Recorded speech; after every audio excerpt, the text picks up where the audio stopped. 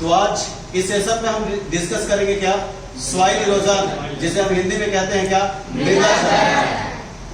यदि agriculture competitive exam की बात करें तो ऐसा कोई भी एग्रीकल्चर कॉम्पिटिटिव एग्जाम नहीं होगा जिस एग्जाम में सॉइल इरोजन मृदा क्षरण से क्वेश्चन ना पूछा जाता। इस सेशन में हम तीन चीजों पे डिस्कस करेंगे कि what is soil erosion, then इसके फैक्टर के बारे में बात करेंगे, then type of soil erosion, then last में हम बात करेंगे सॉइल एंड वाटर कंजर्वेशन, जिसको हम बोलते हैं मृदा एवं जल संरक्षण। मृदा एवं जल संरक्षण। तो चलिए स्टार्ट करते हैं। फर्स्ट जो पॉइंट है सॉइल इरोजन, जिसे हम कहते हैं क्या, मृदा क्षरण। जैसे मैं हमेशा प्रीवियस लेक्चर में बोला भी था कि हमारा class Hindi plus English, mostly जो बच्चे होते हैं वो हिंदी मीडियम से होते हैं, इसीलिए मैं हिंदी की बात करता हूँ। तो सबसे पहले हम डेफिनेशन की बात करेंगे। तो मृदा के उपजाऊ परत का एक स्थान से कटकर दूसरे स्थान पर स्थानांतरित होना क्या कहलाता है, यदि सही तरीके से डेफिनेशन की बात करें हम, तो मृदा के ऊपरी उपजाऊ परत का अत्यधिक वायु गति या अत्यधिक जल प्रवाह के कारण एक स्थान से बहकर दूसरे स्थान पर चला जाना क्या कहलाता है, मृदा क्षरण। यदि हम बात करें इंग्लिश में, the transportation and detachment of top most particle due to high intensity then high intensity flow of water is called soil erosion. क्या कहलाएगा बेटा, सॉइल इरोजन। सॉइल इरोजन के कितने फैक्टर है बेटा, दो फैक्टर। एक होता है प्राकृतिक कारण और दूसरा होता है क्या, मानवीय कारण। यदि प्राकृतिक कारण की बात करेंगे, नेचुरल फैक्टर, तो नेचुरल फैक्टर में मोस्ट इंपॉर्टेंट जो है वो heavy rainfall. Heavy rainfall exam में भी पूछा जा चुका है कि सॉइल इरोजन के सबसे ज्यादा जो मोस्ट इंपॉर्टेंट फैक्टर वो कौन सा है, heavy rainfall. Heavy rainfall natural में कौन आता है, रिवर। रिवर के बाद कौन आता है, स्ट्रीम। ये क्वेश्चन आरयू और एचओ की बात करेंगे तो ये क्वेश्चन देखा गया है कि मानवीय फैक्टर जो होता है मेन मेन फैक्टर, जिसमें हमारा कंट्रीब्यूशन है, तो मेन मेन फैक्टर को एसिलेटेड इरोजन बोलते हैं। क्या बोलते हैं, एसिलेटेड इरोजन बोलते हैं। इसका दो फैक्टर है, डिफोरेस्टेशन। क्या बेटा, डिफोरेस्टेशन। डिफोरेस्टेशन मतलब होता है वनों की कटाई। यदि हम यदि बहुत ही ज्यादा हम वनों की कटाई करते हैं तो इसका दो कारण होगा, या तो पानी नहीं गिरेगा, तो पानी नहीं गिरेगा तो विंड इरोजन। यदि इतना पानी गिरेगा तो एक्सेस रेनफॉल की वजह से, हैवी रेनफॉल की वजह से भी इरोजन होगा। तो इरोजन कौन सा होगा, वाटर इरोजन। तो मानवीय कारण कौन सा है पूछेगा, दो चीज है प्यारे बच्चों, एक होता है डिफोरेस्टेशन और दूसरा होता है ओवरग्रेजिंग। क्या चीज, ओवरग्रेजिंग। जैसे कि मैंने आपको वीट साइंस में पढ़ाया था कि एक खरपतवार होता है जिसका नाम है दूब घास। क्या बेटा, दूब घास। दूब घास मिट्टी को बिल्कुल पकड़ कर रखता है, इसी कारण बोला था इरोजन को रोकने वाला, इरोजन को रोकने वाला मतलब टू कंट्रोल सॉइल इरोजन, मृदा क्षरण को रोकने वाला खरपतवार कौन सा है, तो आप ही आंसर लगाए थे दूब घास, जिसका बॉटनिकल नेम है साइनोडॉन डैक्टिलम।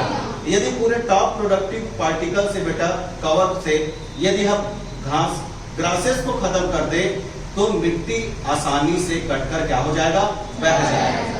इसी कारण मेन मेन फैक्टर में दो चीज आता है, एक को कहते हैं डिफोरेस्टेशन, दूसरे को कहा जाता है ओवरग्रेजिंग, मतलब घासों का अत्यधिक चराना। ठीक, और क्वेश्चन क्या बताया, मेन फैक्टर मानवीय कारक को किस नाम से जाना जाता है, एसिलेटेड इरोजन, एसिलेटेड क्षरण के नाम से भी जाना जाता है। इसके बाद मैं आपको पढ़ाऊंगा मृदा क्षरण के प्रकार, टाइप ऑफ सॉइल इरोजन, मृदा क्षरण के प्रकार। कारक की बात करेंगे, दो कारक बोला था मैं, एक होता है नेचुरल फैक्टर, दूसरा होता है मैन-मेड फैक्टर। नेचुरल फैक्टर में होता है हैवी रेनफॉल, मैन-मेड फैक्टर में होता है डिफोरेस्टेशन, और मैन-मेड फैक्टर मानवीय कारक को एसिलेटेड इरोजन के नाम से भी जाना जाता है। आइए देखते हैं इसके टाइप के बारे में। जैसे फर्स्ट देखेंगे वाटर इरोजन, जिसे हम हिंदी में कहते हैं जल क्षरण। क्या कहते हैं, जल क्षरण। डेफिनेशन की बात करेंगे सेम रहेगा, एक छोटा सा वर्ड ऐड करना। जब जल के अत्यधिक तेज बहाव के कारण, जब जल के अत्यधिक तेज बहाव के कारण मृदा के उपजाऊ परत एक स्थान से कटकर दूसरे स्थान पर चला जाता है, तब उसे कहते हैं क्या, जल क्षरण। इसी को बोलेंगे प्यारे बच्चों, the transportation of top soil particle due to high intensity flow of water is called water erosion. Clear हुआ? Yes sir. मैं आपको बताया था कि जल क्षरण मतलब इंडिया में सबसे ज्यादा जो water loss, maximum loss of water by which process, मतलब जल का सर्वाधिक हानि किस प्रक्रिया से होता है, तो मैंने आपको बताया था रन। क्या भाई? रन। तो जल क्षरण को सबसे ज्यादा बढ़ावा देने वाला प्रक्रिया कौन सा है बेटा? रन। आपसे एग्जाम में पूछा जाएगा कि भारत में जल क्षरण से सर्वाधिक प्रभावित राज्य, maximum water erosion affected state of India, तब आंसर करेंगे क्या? वेस्ट बंगाल। क्वेश्चन नंबर 3 यदि पूछे कि जल क्षरण वाटर इरोजन मैक्सिमम किस क्षेत्र में होता है, तो सबसे ज्यादा ये होता है कौन से रीजन पे बेटा? यूपी रीजन, आर्द्र क्षेत्र। आपको पता है कि जहाँ पे हैवी रेनफॉल होता है वहां का क्लाइमेटिक कंडीशन आर्द्र जलवायु होता है। कौन सा जलवायु बेटा? आर्द्र जलवायु। यहाँ तक क्लियर? Yes sir. 4 क्वेश्चन है यहाँ पे, मैंने बता दिया। आइए देखते हैं जो जल क्षरण होता है। कभी कभी एग्जाम में क्या होता है प्यारे बच्चों, निम्न में से जल क्षरण कौन सा है और निम्न में से वायु क्षरण कौन सा है? Which of the following is a water erosion, then which of the following is a wind erosion. इससे बचने के लिए मैंने दोनों को लिस्ट कर दिया। क्या कर दिया बेटा? इसका फंडा क्या है? SSRGR। SSRGR। एस का मतलब क्या होगा? स्पेस। फिर एस का मतलब क्या होगा? आर का और जी का क्या होगा? और आर का क्या होता है बेटा? पानी गिरना शुरू होता है, ड्रॉपलेट साइज बड़ा होता है, तो वर्षा का बूंद का साइज बड़ा होता है प्यारे बच्चों, तो मिट्टी का कण वहां से क्या हो जाता है? टूट जाता है। और वर्षा के बूंद, मैंने क्या बोला बेटा? वर्षा के बूंदों से मिट्टी के कणों का टूट जाना, वर्षा के बूंदों से मिट्टी के कणों का टूट जाना क्या कहलाता है बेटा? मैंने एक वर्ड बोला, वर्षा का बूंद। जब पहली बार रेन ड्रॉप जमीन पर गिरता है तो पार्टिकल टूट जाते हैं, तो ब्रेक डाउन होने से जो इरोजन होता है उसको स्प्लेश कहते हैं। इसी कारण एग्जाम में पूछा जाता है जल क्षरण का प्रारंभिक अवस्था, जल क्षरण की प्रारंभिक अवस्था, विच of the following is the first stage of water erosion. जल क्षरण का फर्स्ट स्टेज कौन सा है? तो कौन सा बेटा? स्प्लेश हो जाता है। फिर क्या होता है? मिट्टी का कण टूट गया है बेटा, अब टूटने के बाद रन ऑफ की प्रक्रिया प्रारंभ होता है। कौन सी प्रक्रिया बेटा? Run of. पानी बहेगा, तो एक पतली परत के रूप में मिट्टी क्या होता है? बहता है। जितना भी क्वेश्चन बनेगा सीट से बनेगा। सीट मतलब चादर, सीट मतलब क्या? चादर। तो मिट्टी का पतली परत के रूप में, कैसा बेटा? पतली परत के रूप में बहकर नष्ट होना, मतलब top thin layer of the soil कहते हैं। तो मृदा का पतली परत के रूप में बहकर नष्ट होना क्या कहलाता है? Seed erosion.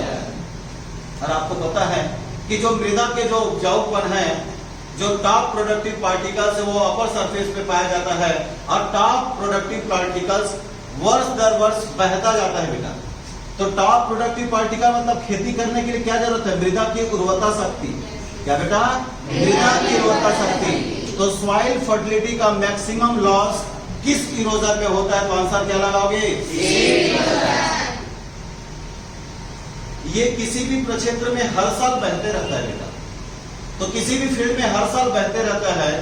अब किसान इसका अनुमान नहीं लगा पाता, मतलब किसान को पता नहीं चलता, और किसान को पता नहीं चलता, दिखाई नहीं देता, इसी कारण इसे अदृश्य क्षरण कहते हैं। क्या बोलते हैं बेटा?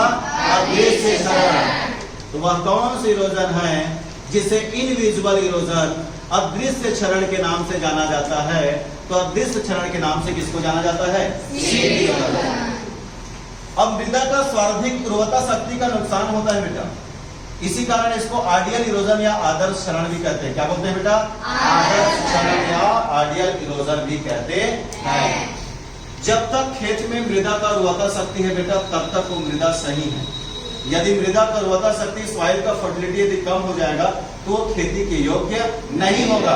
इसमें सबसे ज्यादा मृदा की उर्वरता शक्ति का नुकसान होता है, इसी कारण इसे कृषक की मृत्यु या डेथ ऑफ फार्मर भी कहते हैं। क्या कहते हैं बेटा? Death of farmer.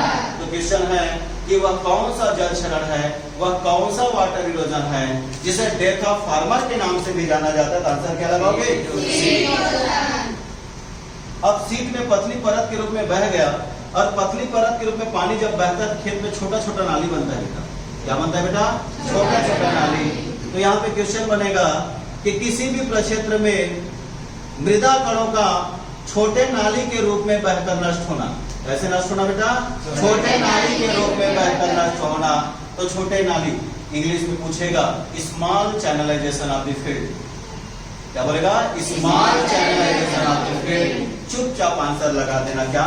रील। क्या लगाएंगे बेटा? रील। तो किसी भी प्रक्षेत्र में छोटे छोटे नाली का बनकर मृदा का नष्ट होना कहलाता है क्या? रील। और रील में नाली छोटा रहता है।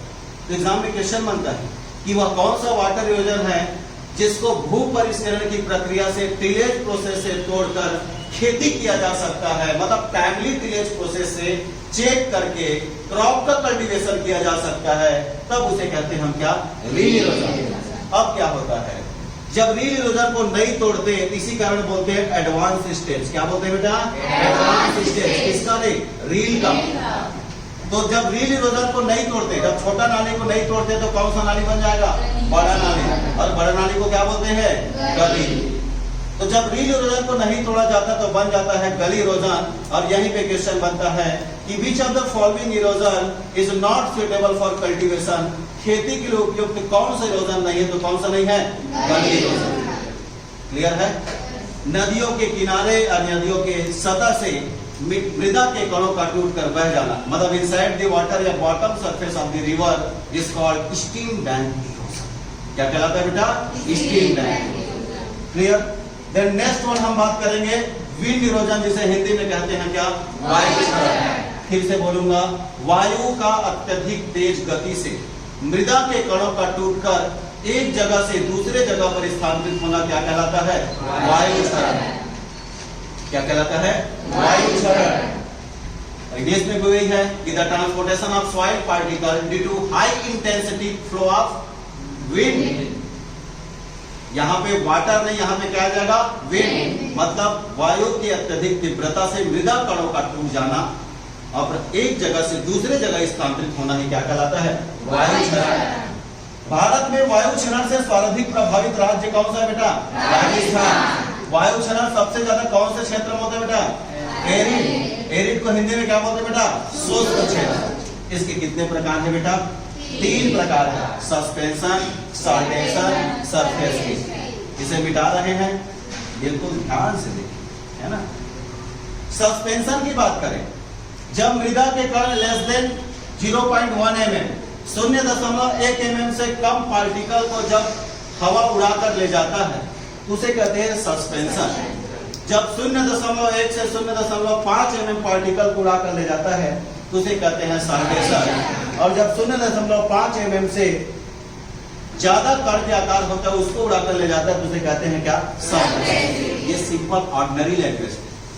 साइंटिफिक बात करते हैं, जब मृदा के कण अपने वास्तविक स्थान से, मतलब यहाँ पे जो भी सॉइल पार्टिकल है वो उड़कर बहुत दूर चला जाएगा, तो जब मृदा के कण अपने वास्तविक स्थान से, अपने एग्जैक्ट लोकेशन से बहुत दूर चला जाता है तब उसे कहते हैं क्या? सस्पेंशन। यहाँ पे छोटा सा पॉइंट बोलना चाहूंगा बेटा, फाइन डस्ट पार्टिकल। महीन धूल के कण अपने वास्तविक स्थान से, एग्जैक्ट लोकेशन से बहुत दूर चला जाएगा, क्या कहलाएगा जी?